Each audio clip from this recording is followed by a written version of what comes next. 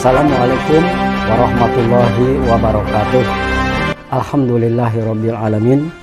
Ilahi anta maksudi waridhoka matlubi a'tini mahabbataka wa ma'rifataka. Sahabat, para ikhwat akhwat, pengamal torekoh al-mu'tabaroh dimanapun berada, seseorang muslim bisa saja berdialog dengan para wali yang sudah meninggal dunia, bahkan berdialog dengan para nabi, berdialog kepada Allah langsung. Dan tidak ada yang sulit untuk belajar ilmu tasawuf dan memahami kitab-kitab tentang makrifat, karena bukannya yang sulit adalah ilmu makrifat, tetapi hati kitalah yang belum dibukakan oleh Allah Subhanahu wa Ta'ala.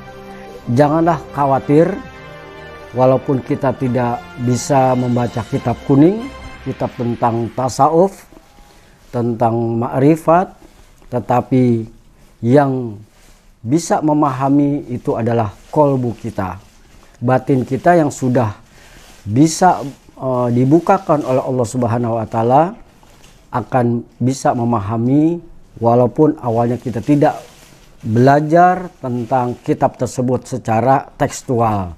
Tetapi kalau kita mendengarkan, insya Allah akan berikan pemahaman tentang kitab-kitab atau ilmu makrifat. Kita sering melihat atau mendengar seorang ustadz mengkaji kitab tasawuf, kita perhatikan, dan ternyata dia hanya di konteks kulitnya saja, tetapi dia tidak bisa membuka di dalam kata-kata tersebut, di dalam teks tersebut, di dalam makna tersebut, tidak bisa memaknakan. Tapi kita bisa memahaminya. Wah, ini ustadz belum nyambung, belum bisa, kok pemahamannya beda dengan pemahaman kita. Nah, tetapi itu pun masih lebih bagus bisa mengkaji. Tapi saya sarankan kepada para pengkaji ilmu tasawuf, sebaiknya ditalkin zikir kepada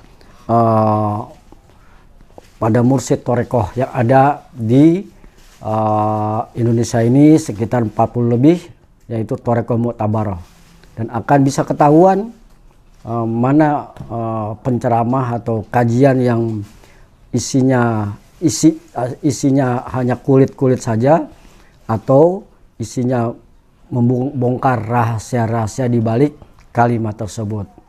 Dan ini penjelasan oleh Buai Arzi Hasim mungkin bisa menjadi penyemangat buat kita. Kita saksikan.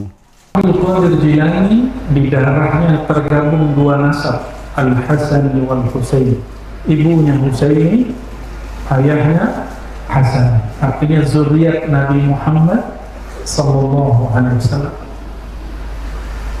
Beliau ini mengalami apa yang disebut ilham. Pernah dapat ilham gak ya? Dapat bisikan, halu. Ini asli ya. Kayak kita ini ngobrol-ngobrol gitu, tapi bukan ngobrol fisik. Yang bisa berbicara secara fisik, yang punya tubuh fisik, yang punya akal bisa ngobrol sama orang berakal. Semua punya kolbu nggak? Maka kolbu kita bisa ngobrol walaupun jarak jauh. Punya ruh nggak? Benar nih, jangan-jangan ini patung berjalan nih. Punya ruh semua ini. Ruh kita bisa bicara walaupun bahasa akalnya ketinggian. Walaupun kitabnya bahasa Arab, akal kita nggak nyampe, tapi ruh kita pasti nyampe. Jadi gak usah khawatir, ngajinya nggak ada yang ketinggian. Yang ketinggian itu langit. Bener nggak langit tinggi? Kalau kitab kan ada turun semua, ya. Jadi gak usah khawatir, nggak ada kajian yang tinggi. Cuma engkau yang tidak mau menerima. Tidak ada makrifat yang sulit, cuma kolbumu tidak mau membuka. Ya, tidak ada makom yang tidak bisa dipahami, hanya ruhmu tidak mau memahaminya. Itu yang harus dipahami ya. Kata Syekh Abdul Qadir Jilani, summa sa'altu. Ini langsung saya loncat. Lalu aku bertanya kepada Allah. Jadi Syekh Abdul Qadir bertanya kepada Allah, lalu ruhnya mendapatkan jawaban. Kok bisa? Karena Allah kalau berkalam melalui ruh. Kolbu aja enggak. Kolbu nggak bisa nangkep. Mesti kolbunya lenyap dulu, baru masuk ke dalam ruhnya. Ruhnya nangkep. Ruhnya di mana, Bu? Pak, ruh kita di mana? Di kepala. Di mana? Di jenggot. Ruh kita itu tidak bertempat di dalam tubuh, tidak di luar tubuh. Disebut min amrillah, itu rahasia Allah. Karena dia rahasia, kalam ini hanya diberikan kepada orang-orang ahli rahasia. Rahasia bahasa Arabnya sir. Jadi sir itu boleh disebut kolbunya ruh. Itu yang boleh terima kalam ini. Setelah ditelan oleh beliau, dibahasakan ulang jadi bahasa manusia. Dan kalam ini nggak diturunkan ke jin, nggak diturunkan ke monyet, ke malaikat aja nggak dapat. Yang dapat cuma manusia. Walaupun sang Nabi Muhammad SAW sudah wafat, kerasulan sudah selesai, kenabian sudah ditutup, tapi kewalian masih berlanjut. Yang wali kan ruhnya. Nabi itu wali nggak? Ya, Nabi wali bener. Tapi wali Nabi nggak? Belum tentu. Waduh, kiai asli bener. Saya ada nanya ke kiai di salah satu tempat, Nabi itu wali nggak? Enggak. Gimana caranya? Nabi bukan wali. Yang benar kayak tadi, wali belum tentu Nabi. Tapi Nabi pasti. Kenabian ditutup, kerasulan ditutup, kewalian ditutup nggak? Nah, pegang ini terus sampai mati. Yang ditutup apa? Kerasulan, kenabian, kerasulan, syariat sudah selesai. Tapi bab hakikat ma'rifat berlanjut sampai kiamat. Puncaknya nanti Imam Al-Mahdi. Semoga kita termasuk pengikutnya. Amin ya Rabbal alamin. Ya Rabb, wahai Tuhanku, min ayyi syai'in khalaqtal malaikah. Ini tanya Syekh Abdul Qadir, beliau ini kepo. Tahu kepo nggak? Kepo, malaikat dicipta dari apa ya Allah? Apa jawaban Allah? Ini jangan dibenturkan pakai dalil hadis. Ini bab ma'rifat. Apa kata beliau? Qala li, menjawablah Allah Ta'ala, ya Ghawthal A'zam, wahai kekasihku, khalaqtul malaikata min nuri. Aku ciptakan malaikat bukan dari nuri, ada tambahannya, min nuril insan. Khalaqtul malaikata min nuril insan. Aku ciptakan malaikat dari nurnya sang insan. Insan di situ Nabi Muhammad sallallahu alaihi wasallam. Berat nggak ngaji begitu? Asik atau berat? Kalau enggak saya ganti kitab. Wa khalaqtul insana min nuri, dan aku ciptakan sang insan, pakai alif lam di situ. Itu bisa semua, tapi sang insan pertama aku ciptakan sang insan itu min nuri, dari nur aku. Siapa yang berkalam di situ? Allah Subhanahu wa ta'ala. Jadi malaikat dicipta dari apa? Nur sang insan, al-insan al-Muhammadi, nur Nabi Muhammad sallallahu alaihi wasallam. Jadi lebih mulia Nabi Muhammad ke malaikat.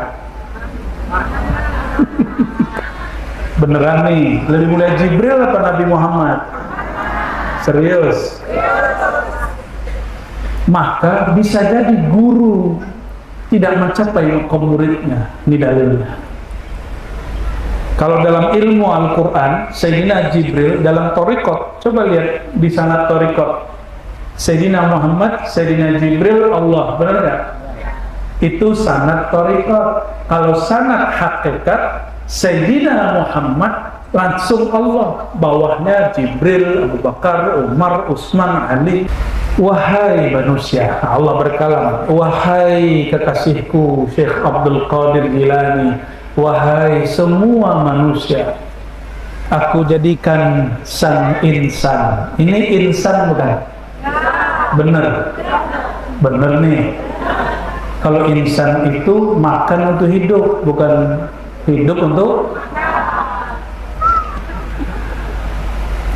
Kalau hewan hidup untuk. Kalau babi hidup untuk kawin. Jadi kalau ada orang stres bunuh diri karena urusan kawin, bukan saya yang ngomong, orang Lampung yang ngomong gitu.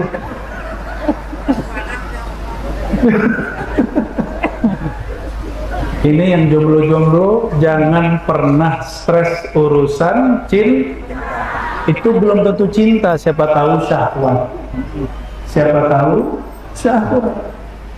Karena kalau cinta itu dari Allah, maka kita jatuh cinta menghantarkan kita kepada Allah walaupun di rumah tangga ada konflik-konfliknya. Semua konflik dan mesra di rumah tangga itu menghantarkan orang kepada Rahman Rahimnya Allah Subhanahu wa Ta'ala. Jadi kalau ada nih rumah tangga tengkar tambah benci, itu belum dapat mahabbah yang nur, masih dapat mahabbah yang nar. Nar neraka. Makanya rumah tanggaku nerakaku. Tapi kalau yang nur, rumah tanggaku surgaku. Kalau nggak tengkar malah nggak seru. Jadi kalau nggak rame gitu nggak seru. Nah itu baru tuh nur. Bapak Ibu, apakah kita ini mengira Nabi SAW itu menikah nggak ada konflik? Ada konflik nggak Nabi? Nabi SAW lagi sama istrinya Maria Al-Qibtiyah di rumah Sayyidina Umar yang dikasih ke Nabi Muhammad dan Hafsah. Hafsah datang pulang, mau ngamuk lah Hafsah. Jadi istrinya mau ngamuk itu biasa. Yang penting jangan minta cerai aja ya. Ceraikan aku, sudah. Wahai insan, ja'altul insan matiyati. Aku jadikan engkau wahai manusia, hakikatmu itu matiyati, wadah untuk mengenal aku. Jadi ilmu ma'rifatullah, mengenal Allah, zikrullah, asma sifat Allah nggak dikasih kepada malaikat, nggak dikasih kepada hewan, kepada pohon, nggak dikasih. Waktu pohon ikut ngaji itu ruhnya, namanya ar-ruh an-nabati. Ada kucing, ada hewan, semuanya itu ar-ruh al-hayawani. Tapi mereka nggak punya satu ar-ruh di sini, namanya ar-ruh al-qudusi. Ar-ruh apa? Ar-ruh al-qudusi. Ruh, bukan Roh Kudus. Roh Kudus Jibril, pakai alif lam. Ar-ruh al-qudusi. Kalau Ruhul Kudus Sayyidina Jibril, nggak pakai alif lam. Kalau ar-ruh al-qudusi itu hakikat kita, itu yang Allah hembuskan ke tubuh ini, maka tubuh ini jadi ada. Jadi ini walaupun mukanya macam-macam nih, ya benar nggak macam-macam? Ya ada laki, ada perempuan. Ruh kita tidak laki, tidak perempuan. Itulah masalahnya. Ruh kita tidak laki perempuan, kok sekarang tubuh kita ada laki-laki dan perempuan. Oleh karenanya, semua orang yang kenal Allah disebut rijal, walaupun dia perempuan. Rijal itu laki. Tapi terjemahannya bukan lagi rijal di situ kekasih. Apa terjemahannya di situ? Rijalun la tulhihim tijaratun wala bai'un an dzikrillah. Surat An-Nur ayat 37. Kekasih-kekasih Allah baik laki-laki dan perempuan tidak lalai mengingat Allah. Apapun kesibukannya di kantor, di pasar, ibu rumah tangga, bapak rumah tangga, dia nggak lupa kepada Allah SWT. Ini ibu-ibu begitu nggak? Rijal. Bapak-bapak begitu nggak? Kalau nggak, nisa. Bapak-bapak kalau nggak zikrullah, nggak kenal Allah, itu banci. Nah, demikianlah. Semoga bermanfaat. Wallahul muwafiq ila aqwamit thoriq. Wassalamualaikum warahmatullahi wabarakatuh.